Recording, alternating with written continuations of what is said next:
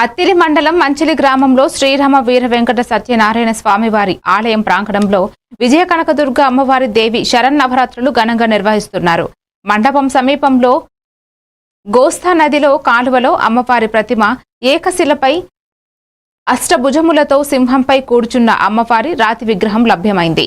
మూలా నక్షత్రం సందర్భంగా అమ్మవారి సరస్వతీ దేవి అవతారం కావడంతో సుమారు 300 మంది పిల్లలతో పూజలు నిర్వహించారు.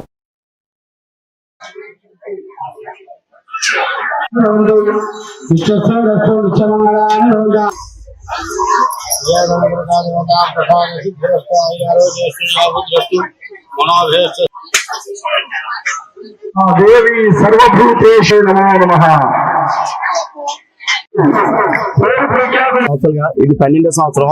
ఈ 12వ సంవత్సరంలో కూడా భక్తి శ్రద్ధలతో గ్రామస్తులందరూ కూడా ఏకస్సులై చేయటం, అమ్మవారు నేను ఇక్కడ ఉన్నాను, ఇక్కడ నేను వెలిసాను అనే నిదర్శనంగా విజయదశమికి 2 రోజుల ముందుగా మనకి కాలంలో లభించడం, అది కూడా 2 కూలీలు పనికెళ్ళి వారు స్నానం చేయడానికి కాలంలో వెళ్తే కనుక వారికి ఒక రాతి విగ్రహంగా లభించింది.